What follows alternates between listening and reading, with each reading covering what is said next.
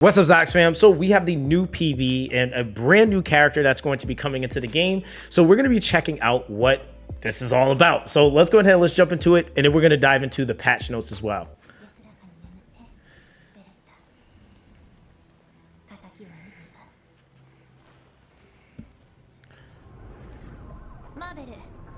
Marvel. Okay. Ooh, an archer? Oh, no, that was fire.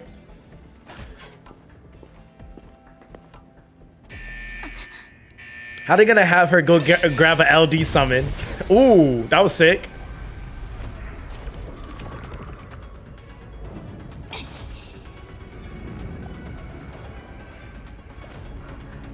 Yo, is this a new boss or something?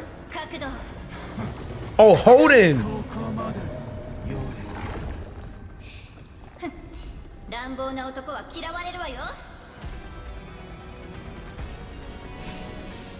Nah, she's sick. What? Oh, that's her familiar? Chill out. Wow. Okay. Yo, her design cooks. Okay, so they're calling her Yeli, the Eternal Light. So let's actually go and check out the patch notes, because the patch notes actually gives us a little bit more of an idea as far as what this character is bringing to the table. Now, of course, with this, it says that the new content, new featured Animus debut is Eternal Night Yeli. Now, it says Yeli is an output-focused character centered around pursuit attacks, delivering lethal strikes to enemies with continuous follow-up after critical hits. Ooh, this sounds like a high-investment character. So she also possesses Self-Dispel. Oh, that's kind of insane. Critical hit buffs, and then an AoE defense reduction, making her stand out in both PvE and PvP modes. Now, so far from what we can see here, the character design, like, I mean, they really cooked up on her. I ain't gonna lie. Now, the cool thing is, though, I know you guys are like, hey, LD unit, but hey, the thing is that unlike a lot of other games, this LD unit is going right into standard banner. So there's a chance for you to be able to actually pull this unit. So she is going to have a limited time up or limited time summon banner. So this is going to be called the Butterfly Waltz. This will be lasting from the 26th until the 9th for global, and it will be as such for the respective servers. For EU, for Asia, it'll be lasting until the 10th. And basically during this period, you have the ability to basically get her within 80 pulls on the extreme affinity summons, which is basically the LD banner. So she looks pretty good, I'm not gonna lie. The other thing is too, it looks like she's gonna have a skin that comes with her. So I will say, of course, that's gonna be, you know, high value for our spenders within the game. Definitely something that's going to more than likely mix up PvP too. So we'll have to see what the kit is. The kit will probably be coming out tomorrow, so we'll be able to actually talk about that a little bit more. But other than that, I mean, just pure design wise, she's gonna be a fan favorite. I feel like a lot of people are gonna like her. This is our first like actual brand new LD banner. I'm hoping to see in the future though that we get some banners for some of the units that are already in the game. And I think that that'll actually, like, you know, kind of give people some chances to get some things that they might be missing. But again, I know one of the biggest things is that they have to actually add more for that value to, you know, kind of make sense for them. So we'll see what they end up doing. But nonetheless, this is also going to be coming with new gameplay that's called the Rage or the Cage Rumble.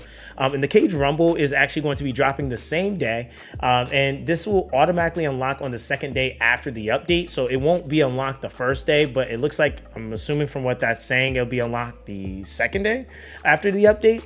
Now, it says that the Cage Rumble is a multi-boss solo challenge mode designed for all hyperlinkers.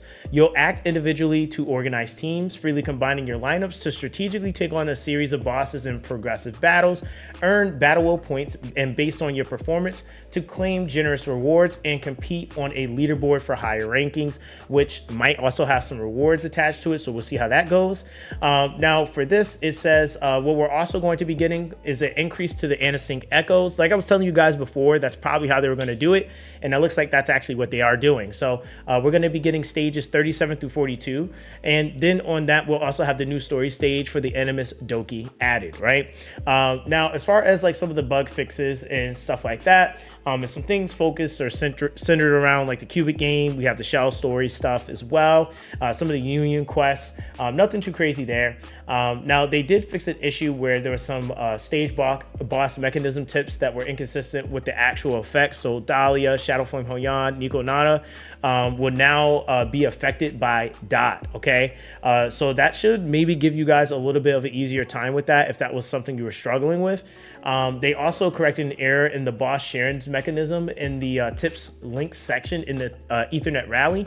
So I guess that was actually showcasing wrong. So Sharon in the link section is not immune to all debuffs. So that might also open up some teams if people were, trying to respect that it was false. So that is different. And a couple of other things just for the badges and things of that nature. They fixed some continuous battle issues, skill name issues on the Rengoku fight as well. So I'll leave the link to this so you guys can go through all of this, because there are some things that might be of value to you. Now, what we also have is Animus and Shells. So with this, they fixed an issue where the Animus Hell Kids skill Crystal Strike did not increase Shroud Barrier shield amount. So I didn't realize that was an issue, but I guess that was one. They had a desynchronization issue for the buff notifications for Animus Lilith for the Graceful Finale and Tea Time. Viper had an abnormal target issue when Animus Viper's passive and counterattack effects triggered each other. So it looks like they fixed that. The prowess system of some skills of Animuses like Messiah, Lilith, Heinrich, Klaus, and Kachi the Guard, ensuring the correct stack increase is applied. So they fixed that. Let's see what else that we have here. So there was a display issue, misaligned issues on the shell upgrade interface. Okay, that's cool. So it looks like everything else is basically okay. Now they fixed a special case where the shell amber could prevent a character from dying. So I guess that was happening, and now it should be operating. You should always be dying. It should like actually take you off the field basically and put you in like this like kind of like void state almost. So it looks like they actually fixed that. And then they have some other things that kind of fix some of the other issues with like the multilingual stuff, text errors, etc. Optimizations and adjustments that are coming to the United front. There looks like there's some or battlefield interface formation or information things that are going to be changing.